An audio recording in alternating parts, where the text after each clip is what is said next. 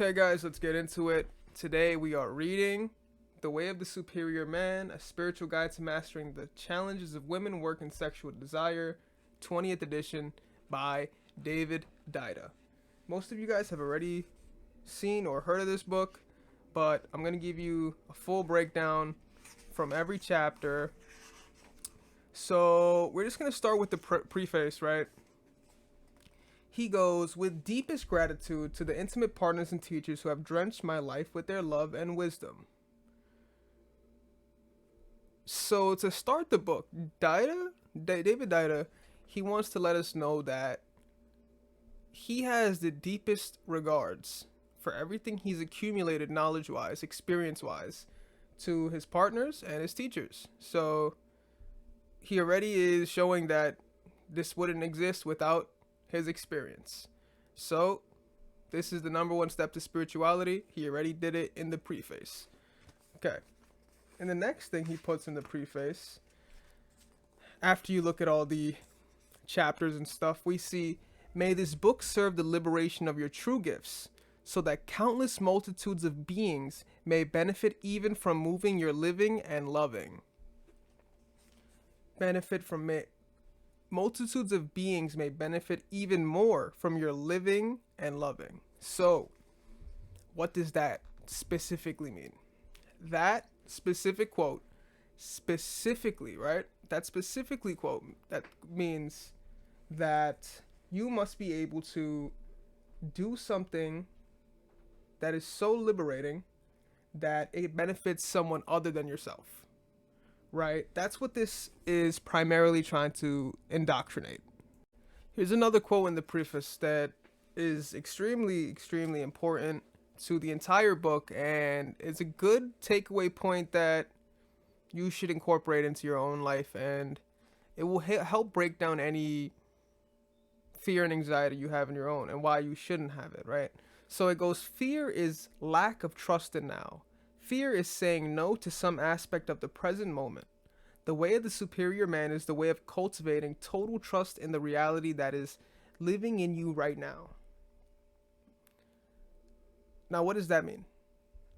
That means you have to be able to break away from your prior ways of thinking.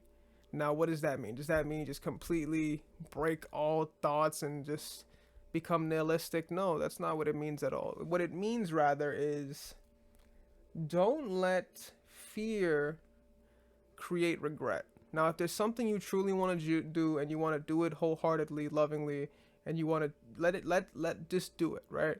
You have to do it so you can understand the love you spread and the joy you have from doing it. If you have immense joy from doing something, you do it.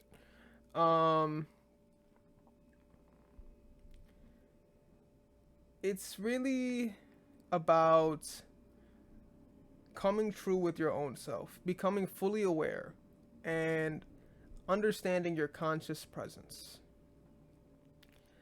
And what David Dida really wants you to do is, as a man, he wants you to just give your gifts onto the world.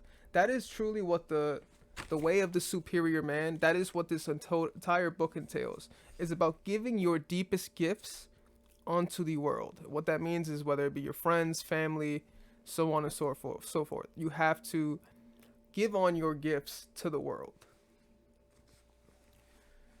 Another thing he goes is and says in the preface is, what you loved as a child is less interesting to you now as an adult, and what occupies your attention now will cease to sooner or later. This growth is both natural and good. We are designed to outgrow everything, including our desire to experience and improve the realms of money, sex, and intimacy. Now, this really stuck out to me because of its nature and its sentencing, right? The way he explains it is like, yes, everything in life is a stage, right? Now, you cannot hold on to these stages forever.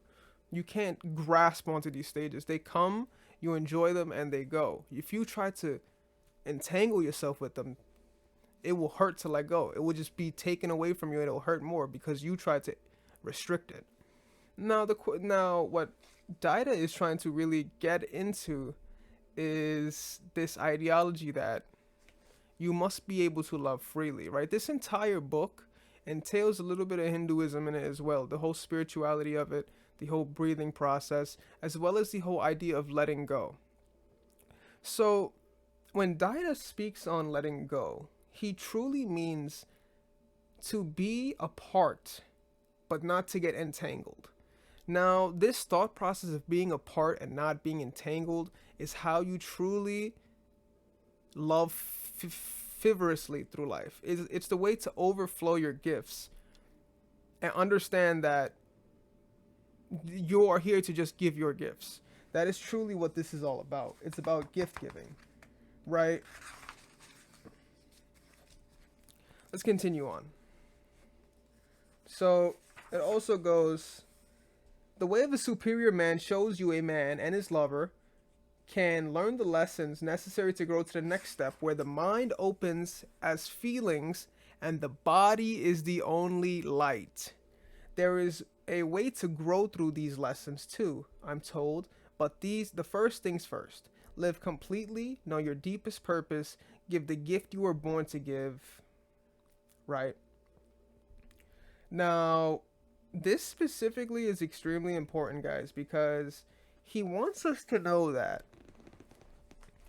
in order to open these chakra points, which eventually this is what it's leading into, is becoming completely conscious, is the chakra points, right?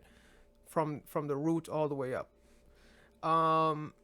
What he wants us to do is truly use our energy. We are only a finite amount of energy per day. Per day, he wants us to use the energy we have to create something better, something good for human life, right? Now, he also says you will lay down your own path as you grow beyond your need to experience or know anything at all. This specific sentence is extremely, extremely, extremely important, right? Because he wants you to know that you need to experience the experience of not wanting experience.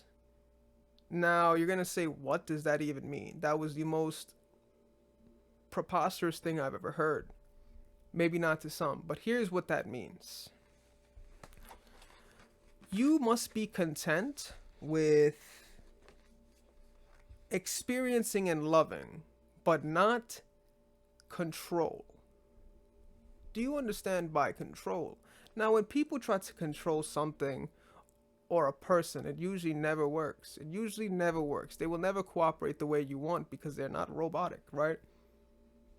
That is truly how it works in the electromagnetic field. We are spiritual beings with energy, right? Therefore, what he's trying to eventually come to is that his summation for the preface, right, is stop waiting. Feel everything. Love achingly. Give impeccably. Giving impeccably is probably the most highlighted point in that sentence. And the last one that is also just as important as give impeccably is to let go. Now, some people, they might give selflessly, but they don't ever let go. They might hold on to past relationships, past traumas, past things that hurt them in the past, abuse, things of that nature. Now, while they aren't wrong for holding on to this, but this will stunt their growth from complete consciousness, right? Attaining complete consciousness is what everyone truly desires. Maybe not everyone, but if you are looking for the consciousness and you're looking for a way to attain this level of consciousness, it requires a level of letting go and a level of giving, selflessness per se. He also goes, repeat with whatever remains as long as you are moved to do so. This way dissolves wide open.